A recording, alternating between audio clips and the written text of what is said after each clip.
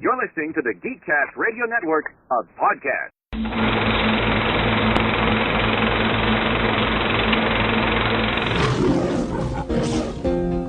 As graduating students of the Stanford University Computer Science Department, you have a magnificent foundation. So pretentious. The guy knows how to guy's get a people's fascist attention. monopolist. Exactly. The guy knows how to get people's attention. He does, man. Shut up. Hello? Milo? This is Gary Winston. I've heard great things about your work. Okay, I don't know who this is, but your timing really blows because I just saw him in a live chat. Well, I'd love to show you some of the things we're doing here. Who was it?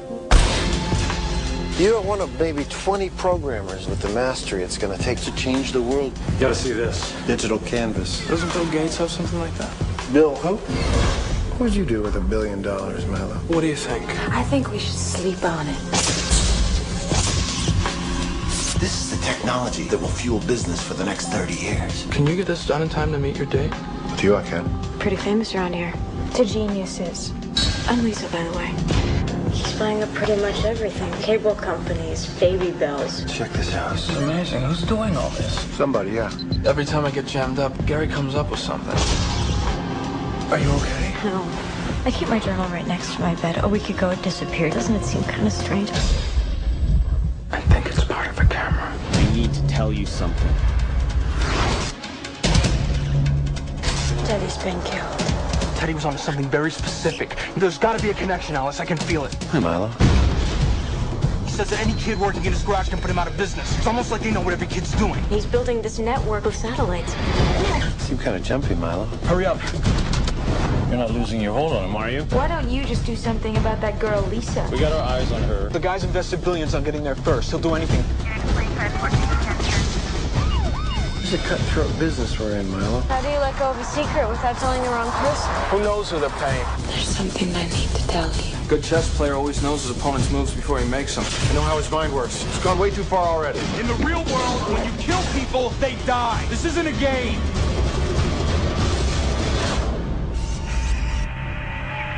I know what you're doing, Milo. I just want to know that it's not affecting your work.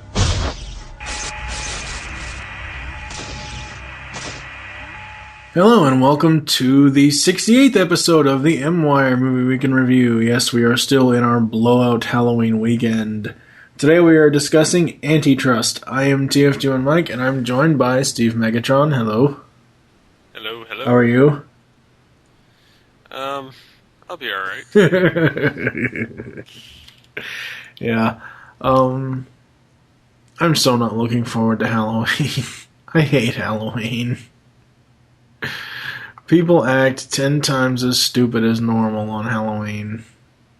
Uh-huh. Oh, God. It's like having a full moon and costumes all in one.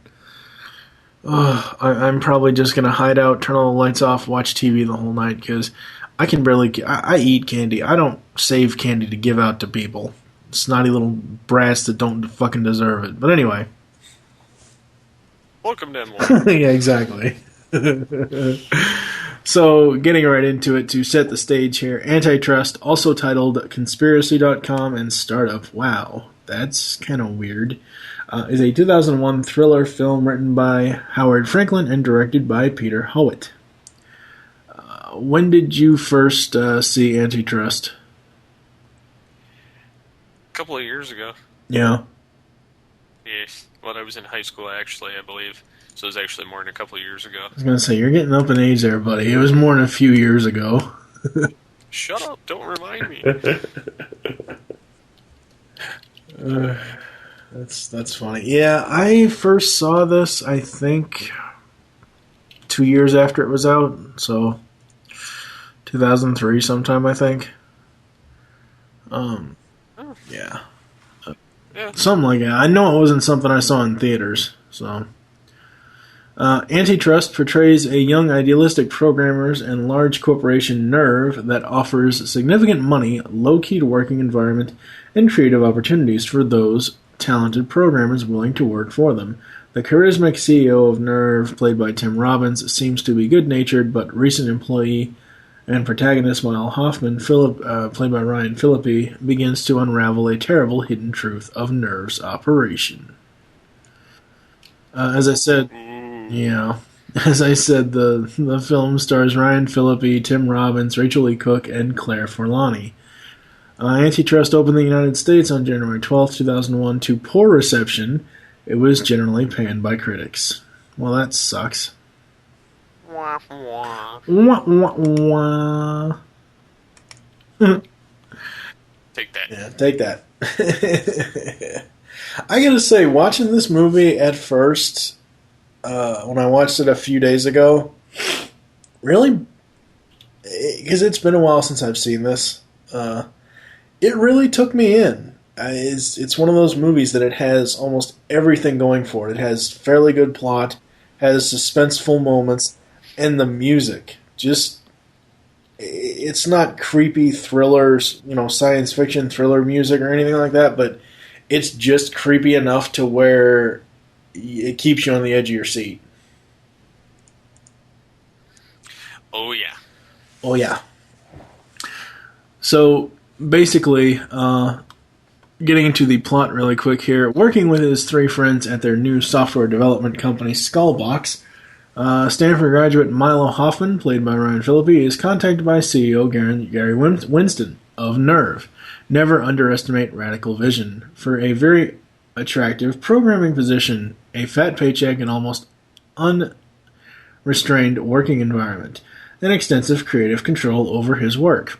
Accepting Winston's offer, Hoffman and his girlfriend Alice Polson, played by Forlani, move to Nerve headquarters in Portland, Oregon. Oh, hi, Bill Gates. Bill Gates who?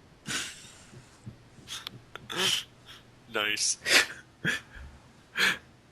And I like how in the movie that when Milo mentions Gates to Winston, he's like, yeah, but we do it better than Gates. So even though he's supposed to be even though the character of Gary Winston is supposed to be a Gates knockoff, they even bring up the fact that in the movie continuity, Gates is someone else entirely. It's almost like he's acting like he's Steve Jobs. No. I'm sorry. You know what? Anybody can say what they want about Steve Jobs, whether you like him, you hate him. I'm sorry. Steve Jobs would never resort to what this guy does. No, never. But he would make that comment. I don't know. Maybe 20, 30 years ago he would have, but nowadays, I mean, look at... Nowadays, he's doing it anyway, and Gates has nothing really to do with Microsoft. Well, right, because Gates retired, but I mean, if you look at Microsoft and Apple, they're not teaming up, I would say, but they're, you see a lot of, like, Windows 7 things, Windows running on Macs.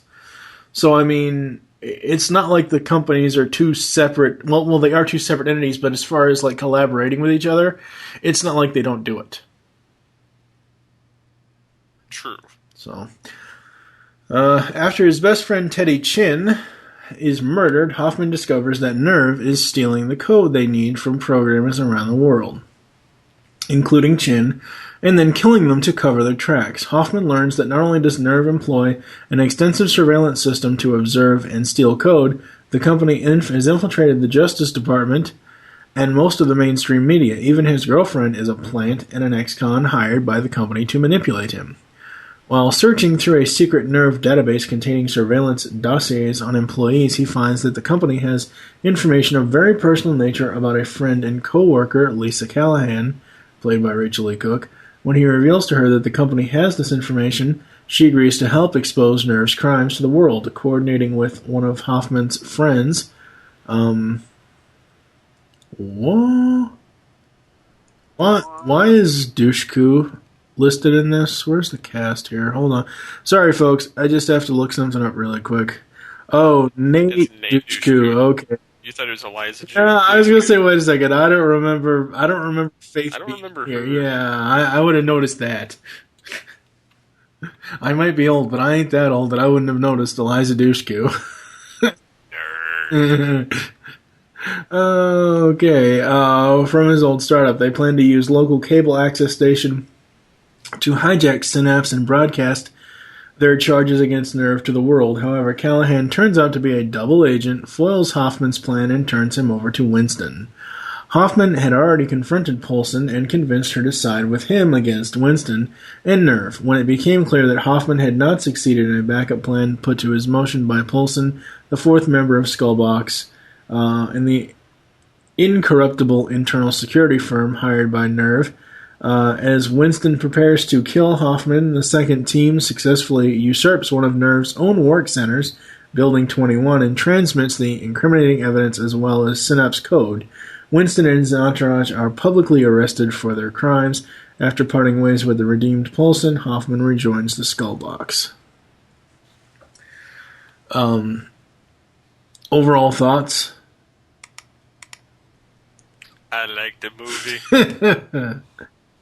No, but I mean, it's got like a technology front and nerdism added to it, but it's also like a thriller. Yeah. It is very much a thriller, and I like how that they find that Building 21 is exactly what they say it is, but that the main center. I find this a very interesting plot point because the main center where all the bad stuff happens is the freaking daycare center.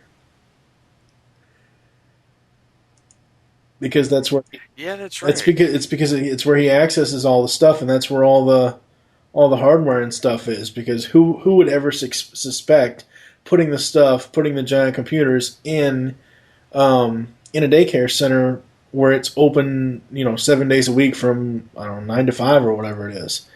And because he's in there doing all this programmer stuff and everything else, and later they, when they're in there and they figure out that Milo was in there, they're like, oh, I'm dusting for prints on keys that kids normally wouldn't, press, like slash and, programmer keys. I thought that was very interesting that they pointed that out. I think they did it just because only a true nerd that programs would know that. That's true. It's quite possible. Yes, very possible. I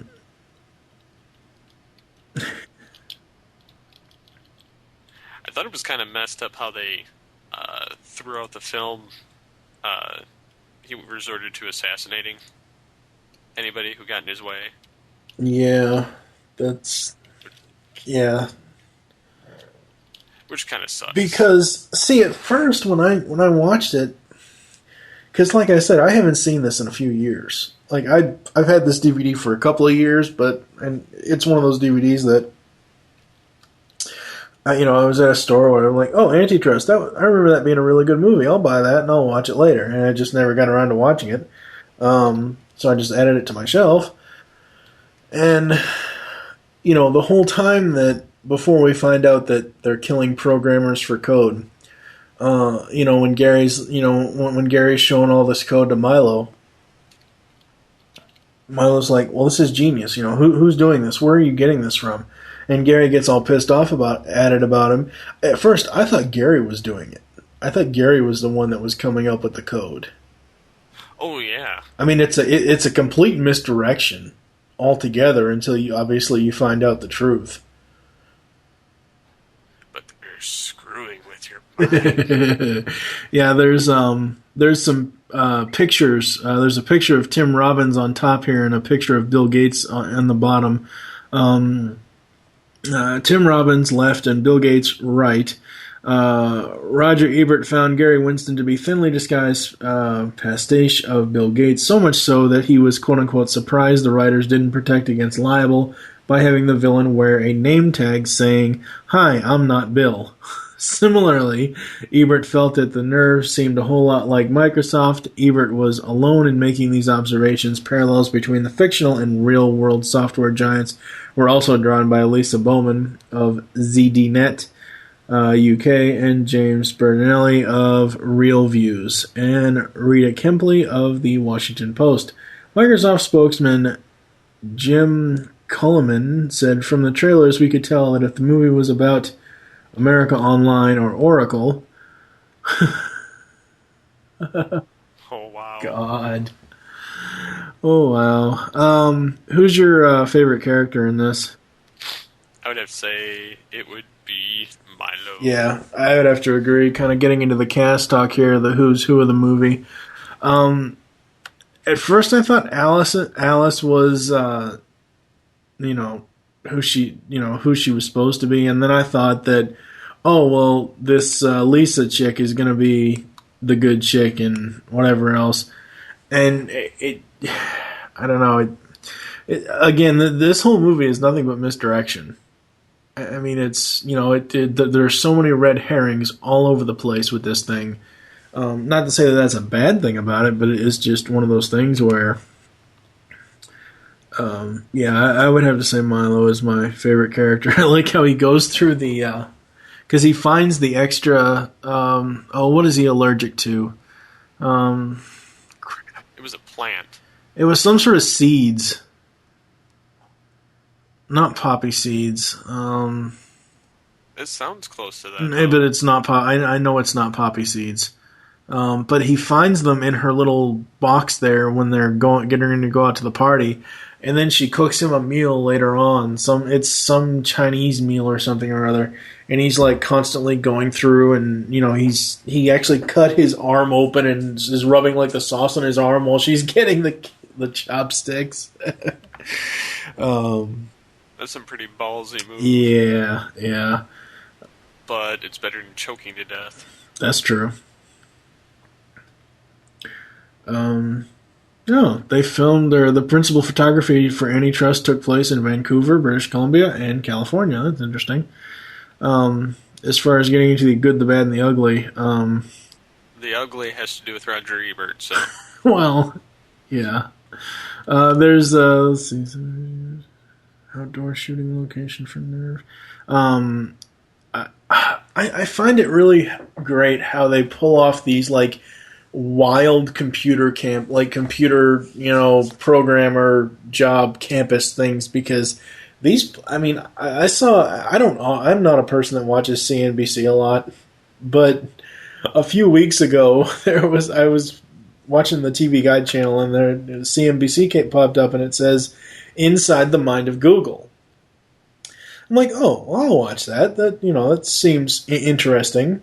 So I turn it on, and it's this whole special about Google, and basically they have an entire campus, and they have all these employees that, obviously most of them are geniuses, and it's pretty much a fun work environment and everything else. And, they get free lunch, and it's not just like crappy school lunch either, but I just find it very strange that a lot of these big computer companies are like giant college campuses type of deal thing. Yeah. And I don't know programming whatsoever, but according to this, the open source stuff, Antitrust pro open source story excited industry leaders and professionals with the prospects of expanding the public's awareness and knowledge level of the availability of open source software. The film heavily features Linux and its community, using screenshots of the GNOME desktop, consulting Linux professionals, as well as cameos by Miguel de Icarza and Scott McNeely, the latter appearing in the film's trailers. John Hall, executive director of Linux International and consultant on the film, said Antitrust is a way of bringing the concept of open source and the fact that they're alternative to general public who often don't even know that there is one. I don't know. Ebert inserts foot in mouth. Well, right, but that's beside the point. What's the deal between open source and closed? Because I know somebody's probably told me before, but I don't remember. Okay, open source means that everybody has access to Mm-hmm. it. Everybody can update it. Everybody can patch it. It's not proprietary. So it's kind of like what Wikipedia is now. Anybody can edit it. Yes, okay. It's basically the same thing. Although it's with like operating systems and software, right, which basically Wikipedia technically is, but still. Okay. But yeah, so. Interesting. IGN Replacement Crew. The options are: don't watch it even if it's free, worth a watch if it's free on TV, worth adding to the Netflix list, or this one is a must-add to your DVD collection. What do you think? I like it enough. Like, if you're PC nerd or just nerd in general with computers, I would say it's a definitely own. Mm-hmm. But if you're just like a nerd that kind of likes thrillers and, you know, somewhat nerdy stuff, I would say at least a Netflix. Yeah, well, I own it, so... I own it. So. Yeah. Of course, I own Pirates of Silicon Valley, too, so...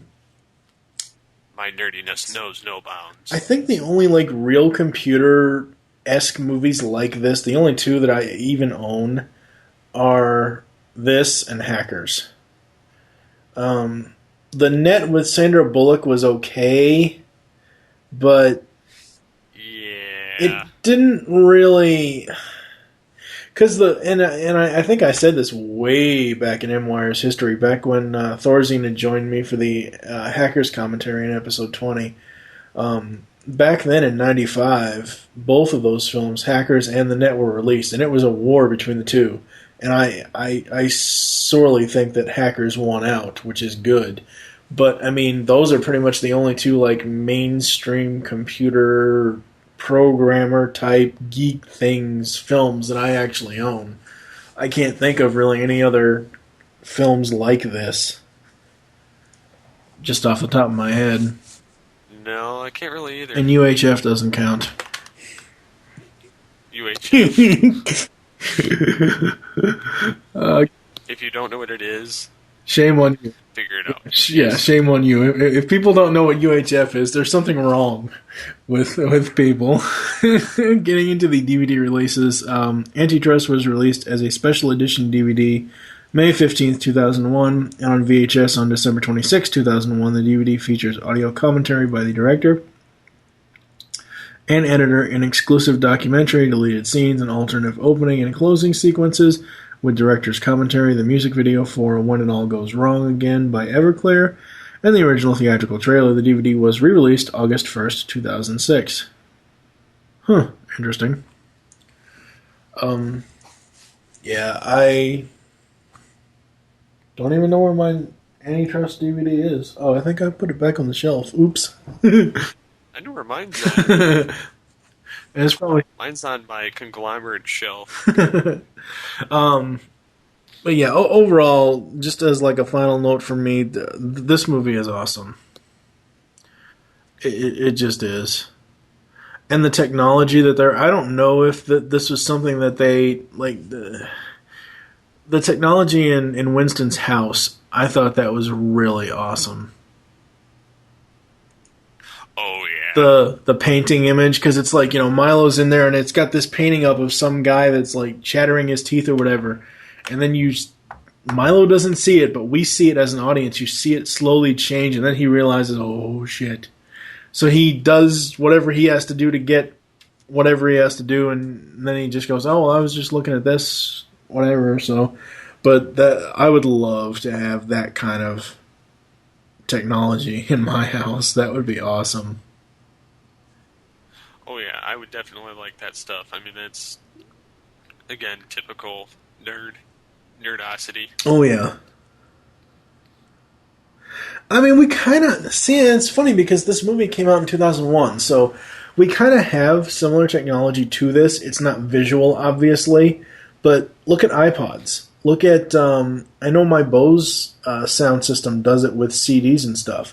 It has memory. So, like, say you listen to, I don't know, three Wang Chung songs. I'm just pulling Wang Chung out of my ass as far as just, you know, an example. Or 3 Billy Idol songs or 3 Adam Sandler songs.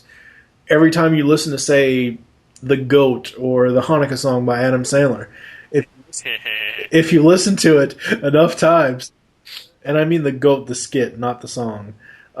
Yes, if you listen to it enough times, the player, whether it's an iPod or some sort of high-tech stereo system like a Bose, it'll remember that, and it'll play it like every so many tracks. Like, it'll keep going back to that song. Or it'll keep going to a set of songs. So, I mean, we do kind of have that technology. Obviously, we don't have it visually, like with the paintings and stuff, as far as mood setting. But is still there. What are your final thoughts on Antitrust? It is one of my more favorite movies. Yes. Definitely, I would recommend it just because it's if you're a nerd and you like thriller movies, and then again, if you like technology, this is definitely a movie that you should watch. I know I keep repeating that, but it's so true. Yeah. But I definitely like this movie a lot.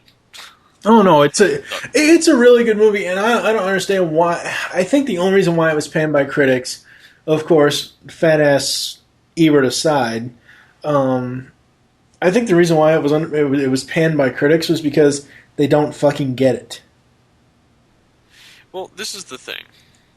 Critics always gravitate towards something that is stupid 99% of the time. And anything that's worth watching, they give it a big bomb. Yeah. They say, 2 stars out of 4. Yeah. 2 stars, or 2 thumbs down, or, just stupid shit like that. I mean, it's... but that's how you can tell that it's worth watching. Right. Yeah, very, very, very true.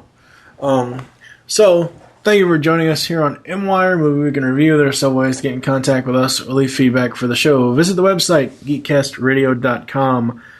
Leave the show's feedback in iTunes. Please do this.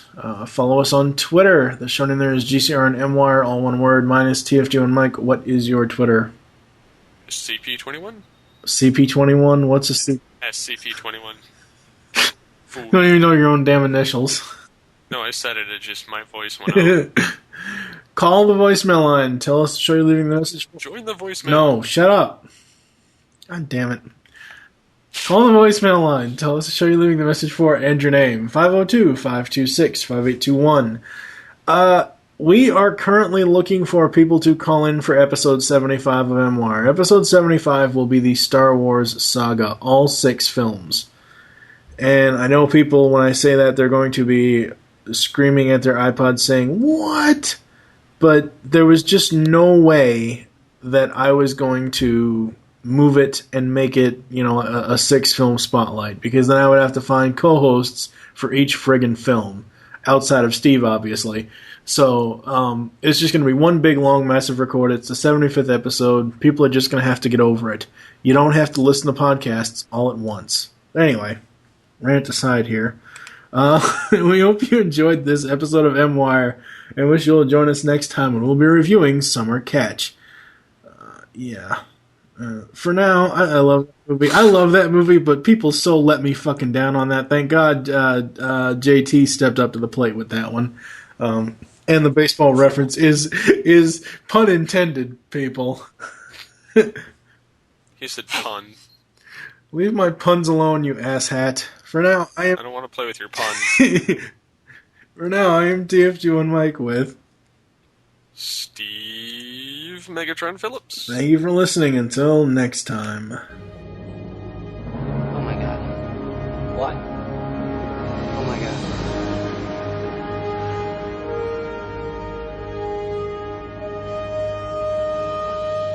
Jerry.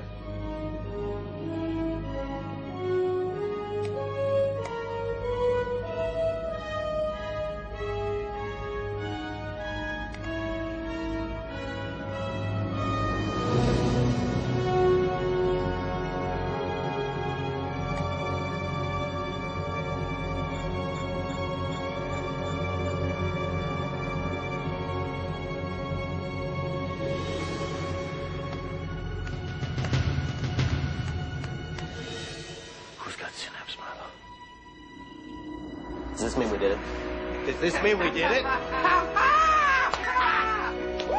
Yeah, man. That's what I'm talking about. Fantastic. Yeah, you chimpraka never saw us coming. We're coming. Consumers don't care where new ideas come from, just so long as they're offered at competitive prices. The software business is binary.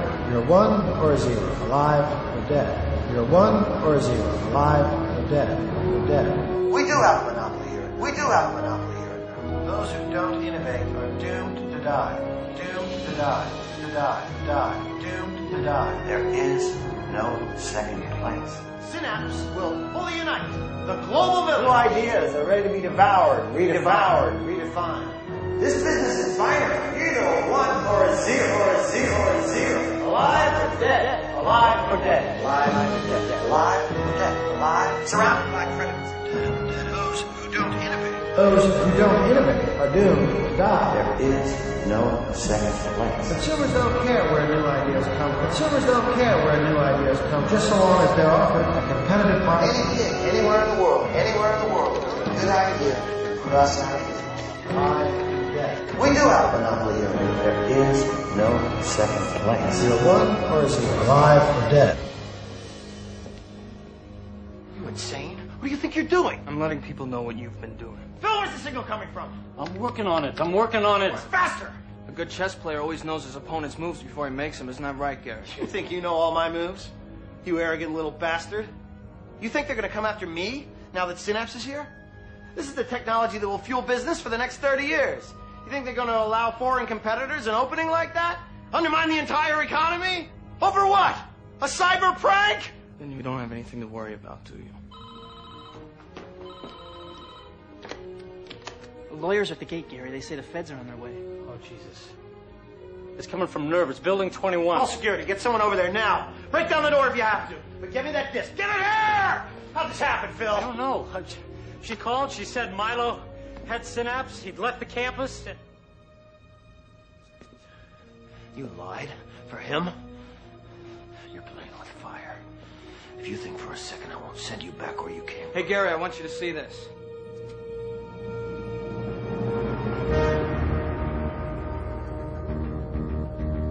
Are you still proud of me?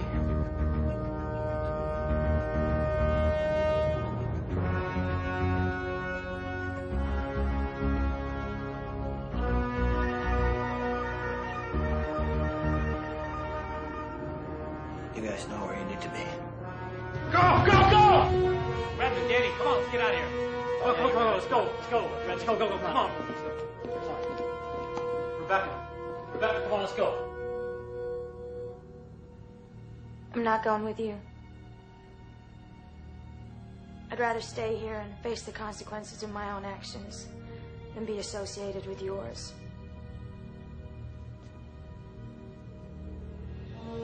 This was mine, Milo. You tell that to the people you stole it from. Tell it to Teddy. Come on. It's only a matter of time before someone owns the information. You can't stop it. You just slowed it down. I slowed you down, Gary. That's what matters to me. This isn't a game. In the real world, when you kill people, they die. For real. And in the real world, you're fucked.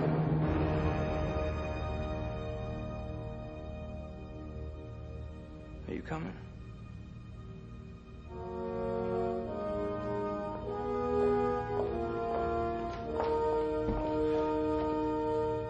Let him go. Tomorrow he's the most famous geek in the world.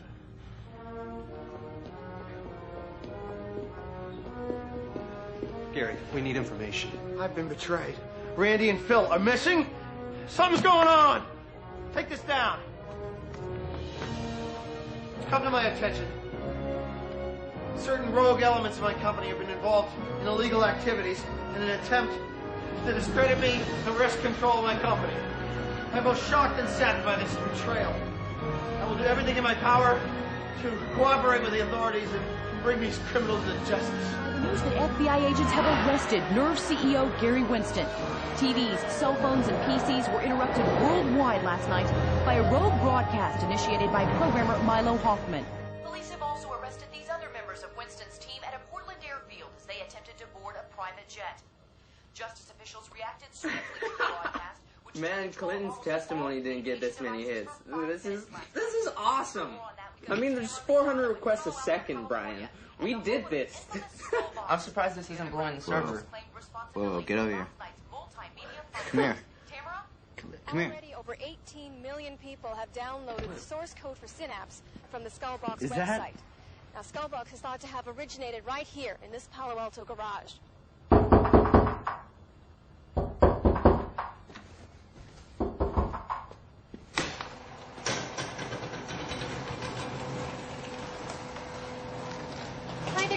questions for you. It's Milo Huff who's going to testify. Do you know where he is now? How many hits have you guys registered? How does he feel to bring Gary Winston? Your relationship to Milo Hoffman. Is he going to stay here? How does he expect a long trial? Good luck.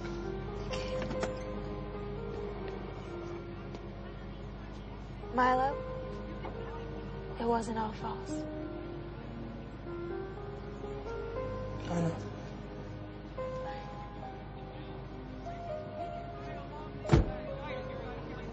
Do you consider this an ultimate victory for open source? How does it feel to bring Gary Winston down? What if this your actions were a conspiracy? Excuse me.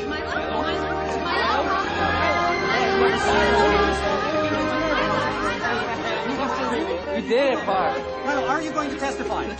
Winston always said that any kid in a garage could put him out of business. Is that what you've done, Milo? This is a garage. Hey, there he is. Hell yeah. There he is. Just now getting word that yes, here he is. Here is Gary Winston himself being led by U.S. Marshals in the federal court in Portland. Now, we understand arraignment proceedings began overnight, prompted by that broadcast. You can see in the video already a noisy... Milo, when did you first realize Gary Winston was stealing code? What is it exactly that you think you've done, Milo? And what does it all mean? It means we've given Synapse back to the people it was stolen from. Human knowledge belongs to the world. Can we get a picture of the Skullbox team? I'll just go into a banking house.